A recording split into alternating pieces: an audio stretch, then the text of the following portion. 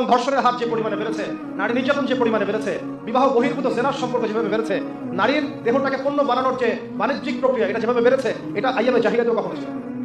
আইয়ামে জাহিলিয়াতের যে পোশাক সেটাও শালীন পোশাক ছিল বর্তমান পোশাকের চাই।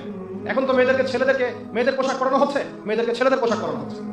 একটা মেয়ে স্বাধীনভাবে তার যে ধর্ম পালনের স্বাধীনতা, বোরখা পড়বে, এর উপরেও আমরা দেখেছি বিগত 10 বছর ফ্যাসিস্টরা জুলুম করে তাদের শক্তিকে কাজে লাগিয়ে পরীক্ষার হল থেকে তাদেরকে বের করে দিয়েছে। এদিকে মেয়েদেরকে নগ্ন করে কসমেটিক্সের দোকান দেওয়া, ফ্যাশন শো করা, বিউটি কন্টেস্ট করা, ফিল্ম ইন্ডাস্ট্রির মধ্যে নিয়ে আসা, এবং এগুলো হচ্ছে জায়েজ ভাবে জেনাকে সমাজের সামনে প্রমোট করা হয়েছে। এর মধ্য দিয়ে সমাজে জেনা বেড়ে গেছে, ব্যভিচার বেড়ে গেছে, বিবাহ বহির্ভূত সম্পর্ক বেড়ে গেছে, সমাজে স্বামী স্ত্রীর সম্পর্কটা নষ্ট হয়ে গেছে, পরকীয়া বেড়েছে। পরকীয়ার পাশাপাশি বেড়েছে শিশু নির্যাতন, শিশু বাচ্চাদের প্রতি নির্যাতন। ধর্ষণ তো সে আগেই বেড়েছে, এবং এখন শুরু হয়েছে নতুন করে সিচুয়েশনশিপ।